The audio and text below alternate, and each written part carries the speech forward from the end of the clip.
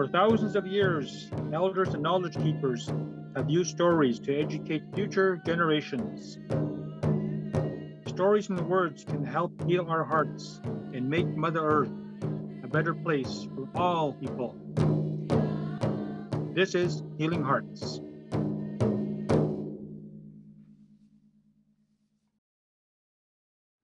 Welcome to Healing Hearts. We are on location at the beautiful St. Patel Park as things are slowly opening up. Way back in January, though, we started Healing Hearts in partnership with Immigration Partnership Winnipeg and Knowledge Keeper Clayton Sandy. Well, fast forward to 7 months later and almost 11 shows, we are now going to take time to reflect on what our favorite Healing Hearts moment was. So I will be speaking with Clayton Sandy and Hani Ataan Ubeady.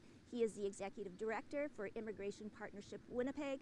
But first, let's head back to the Hughes studio where I spoke with Jamie Banias, who is part of the team as well, and we hear what her favorite moment was on Healing Hearts.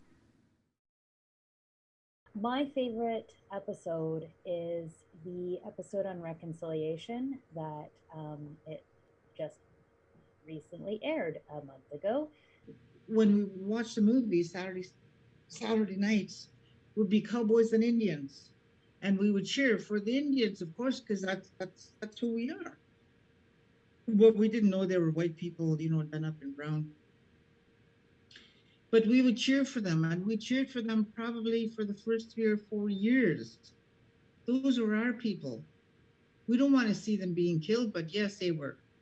So when the white man won, it was a victory. When the Indian won, it was a massacre. So it's whoever tells the story. And so I don't know what year, 3rd year, 4th year, we started cheering for the white guys, the cowboys. They were the good guys. So we turned on ourselves. And that's what happened to Indigenous people because they began to believe the lies because of truth. Truth, okay? Because number one, first of all, our ancestors would never think for 1 minute that anybody coming to on their land is going to lie to them. Why would you lie? The story that Belinda told about residential schools, the children watching the Cowboys and Indians movies every Saturday night and how they learned to stop cheering for the Indians because the Cowboys were the good guys. And I've never heard the intergenerational impacts of residential school said in such a clear way that it's really touched my heart. But to think about an entire generation of children being taught to stop cheering for themselves, and then to think of those children growing up and what they taught their children, and then those children growing up and what they taught their children, and it really starts to put into perspective what has happened over this over the years. I loved all the shows, and like I told you before, I liked the one also too with the women, but the one that really struck a nerve with me was the one with Albert McLeod, the LGBTQ community, and that was really interesting because I to be honest, I haven't really had an opportunity to actually sit and listen to other people from different nationalities that are part of that community. Can you maybe talk about two-spirited people, from an Indigenous culture point of view? Well, what we know in the various languages of the different tribal groups that existed here at the time of contact, within those, and there was 1,000 languages here, so that really talked to the long habitation of humans to develop over 1,000 distinct languages. Well, what we know from the sort of historians is that there was 156 Indigenous words or terms that describe gay people or trans people. So it really was the extent of that inclusion. And as well, we know with the Indian residential school era, that was an attempt to force Christianity onto Indigenous minds, particularly children. So in that era, which was over 100 years, there was really no space for gay people, right? Because children were sort of socialized to be heterosexual, and that was the only acceptable identity. So it was about spirit, right? And so prior to contact with the Europeans, Indigenous people would have spirit names, right? Or they would practice a particular spirituality depending on their culture. And so in the erasure of Indigenous gay people, it was kind of an erasure of spirituality, right? And that representation or that link to our natural world, the link to our community. So it really wasn't erase us. So in our resurgence in the last 40 years, it is about reclaiming our spiritual identity, our relationship to the natural world, our relationship to the Indigenous spiritual world, and then our relationship to our families and our relationship to our communities and nations. So that's kind of where the spirit comes into the larger conversation around the broader LGBTQ community, because that's a very political term, right? In terms of the liberation movement in the 60s and 70s, where spirituality was not much of that conversation then. And I think for us as Indigenous gay people, it's our contribution to the movement. And I like to characterize it like we were the first gays of America, right? Thousands of years ago, right? Yeah, just so it's kind of, you know, it's not surprising, but it's just interesting just to hear from other nationalities, like an East Indian person. I've talked to a Chinese person before, and a non-native person, and somebody. And I have in the past. We've done a couple other projects with a couple of Indigenous men that have made the transfer also too, who come to some of our conferences also too. But it's nice to actually just, you know, just to hear someone's story, and just to hear, just to feel the link of how racism is the same with everybody. It doesn't matter what color you are, and like in his community, again, it's people from all different nationalities and colors, and it just seems like the brush is painted with all of them also too. And so that kind of surprises me or interests me also too, because I'm not used to white people going after white people, you know, and you know, being racist towards each other, right? And that's always been kind of new to me, and so it's kind of weird. Yeah. So that was one that kind of touched me, and just to hear people, just to hear some of their own stories, and how I guess it's like, you know, because we're Indigenous and we're Canadians in North America, it's nice for me to hear other people from around the world that suffer the same issues and the same racism and the same labels and the same hatred. Intergenerational trauma, that means the situation that we're dealing with, it's not necessarily an Indigenous issue. It is the whole country issue. It's our issue as well. And so the intergenerational trauma that impacted generations from the Indigenous communities, it also now impacting us. We are kind of secondhand exposed to it.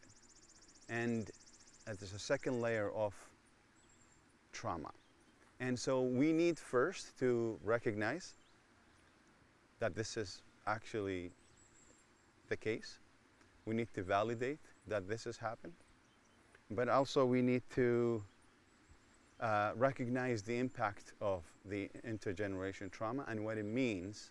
But also the larger society deserves to know these stories that are associated with the intergenerational trauma. Because with that, it comes clarity, with that comes sharing of perspectives, and with that comes solidarity and support. And without knowing and understanding what intergenerational trauma is and what impact had created, we would always have half-truth or half-told stories. And also, we would not be able to stop our judgmental position on the issue, because we always judge by what we see now, but we don't know what drove what we see now to the situation that it is now. Would it impact only Indigenous people, or would it impact us as Canadians in general.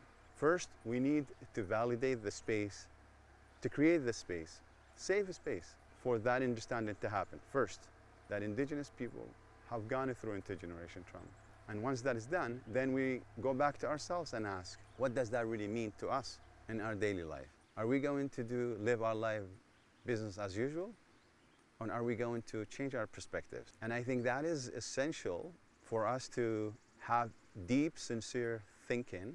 And so the intergeneration trauma, it is essential, very important for Canadians to understand. And also once we understand it fully, then the Indigenous peoples in Canada would recognize that we at least moved from the position of not knowing to position of curiosity to the step of understanding, and then hopefully we will have the proper empathy towards this specific item or issue. And I think the larger society also deserve to understand that. And for that reason, I felt everything is connected to that specific subject, because residential schools and the impact of residential schools, it needs to be understood from the perspective of intergeneration trauma. It did not impact the generation that went to school only, but also the following and the other generations that came after, and their children, and so on and so forth.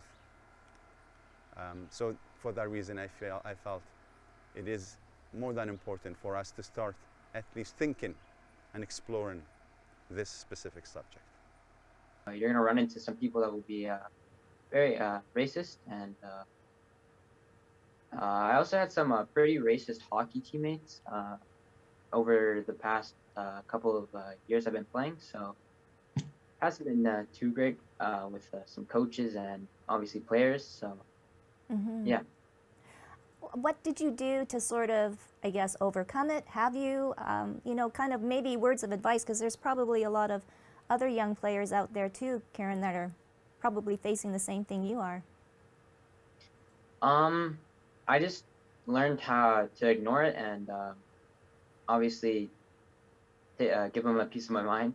So, with respect to the work of the Indigenous engagement work, or the Indigenous and newcomer engagement work, I see it as a must type of work. I have started the work on creating projects within my current job as a director of IPW, or Immigration Partnership Winnipeg. I make sure that the projects are based on actual needs, and the needs are identified by our Indigenous partners and community members. It's not necessarily us driving the process of identifying needs within this specific work. We started in 2014. We moved in 2016 with research to identify those needs. We created a space where Indigenous and newcomer researchers worked on this specific need, and that is the need of creating, finding solutions for the gap that exists between the two communities. In 2018, we established an additional structure to IPW, and that is the Indigenous Consultation Circle.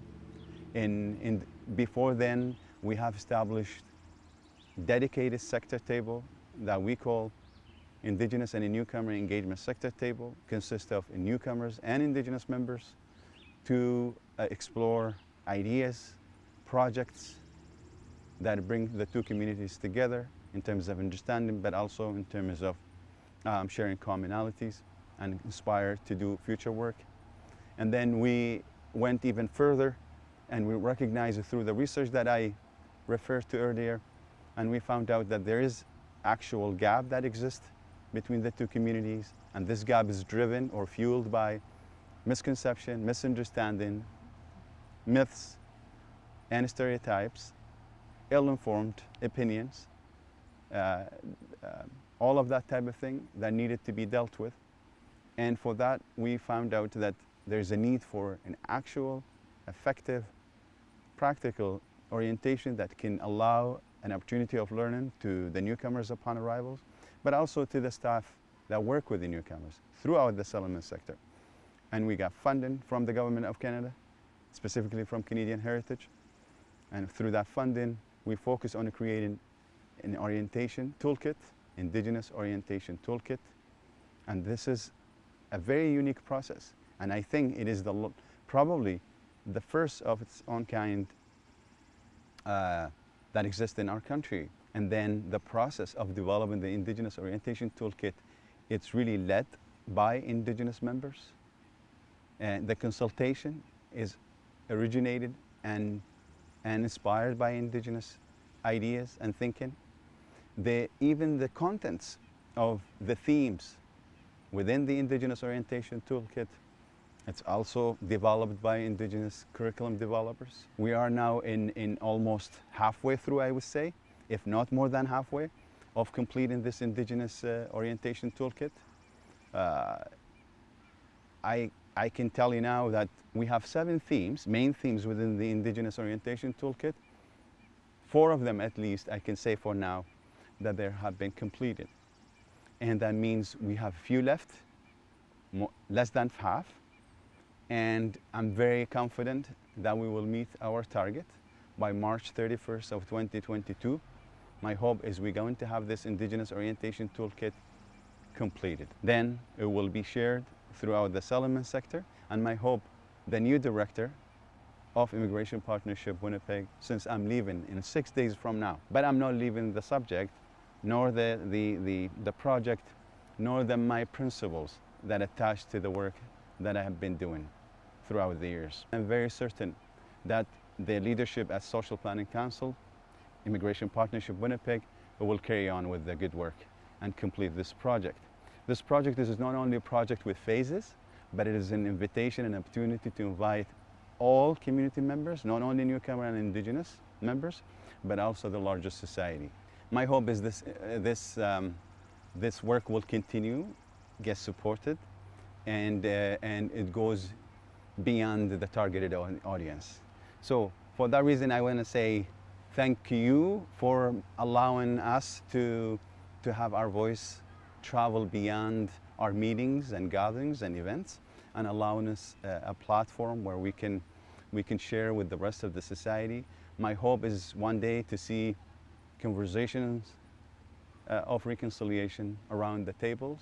I would love to see signs of reconciliation work in different parts of our country, and it is an invitation for all of us as Canadians to think positively about our future. And let's create that space for Indigenous people to lead the process. I guess it's my turn now to pick my favorite moment, and it was truly very hard. There have been so many, but the one show that really had an impact on me was the mental health one. And in this particular moment, Mariko Sumi, a beautiful Japanese-Canadian girl from Ottawa, opens up about what it's like living with autism. I'm a Japanese Canadian born from my mom's French Canadian, my dad's Japanese immigrant from Japan. This father was a newborn child, was very energetic, enthusiastic. What they noticed on my first day of school in kindergarten 1, because in Ontario we have two kindergarten classes. And on my first class, my teacher, my parents, even my classmates, they noticed that I have some particularities as a child, compared to those of my age group, such as I couldn't talk, I couldn't interact with other people, I couldn't follow a regular class correctly as well. So I had to get my first diagnostic at the Children's Hospital in my city in Ottawa. And I got my first diagnostic at 4 years old of autism. Back then, it was only autism shortly. As like the definition that you see in the movie Raymond with Tom Cruise and Dustin Hoffman. It was an autism spectrum disorder back then. So I had to change school for being in a special needs class. It was very difficult because I had to change school because that area, there's so many school closing. Just to let you know, I went to a French school. Yeah, there's so many school closing in this area, this Ottawa. And I've been to bullying and racism, discrimination to my cultural heritage. For example, in grade school, because as a child, I grew up with Japanese food and Japanese TV show like a popular TV show called Okasan Show. I grew up with the music that play on the show, there's some animation series that play on TV. And it was hard for me to share my own interest, my common interest with my classmates because most of them were white, like 96% white in my class. So I was the only Asian person in my classmates that were more familiar compared to me than with American pop culture such as Backstreet Boys. And I was very lonely. Same in high school, it was very difficult. Wasn't the typical 2000 girly girl that didn't I was very culturally different from others. I didn't have the common interests nor the same opinions, the same point of view of these people. But since even grade school, because I noticed one other particularity compared to most my friends were severe autistic. I wasn't that severe. I could concentrate, like I could do my own thing. I could read, I could write, I could even type my own computer as well. I want to thank Clayton, Hani, and Jamie for joining me today on this reflective show for Healing Hearts. Stay tuned. On July 28th, we'll have a brand new show talking about anti-racism in sport. So stay safe and healthy, and we'll see you next time on Healing Hearts.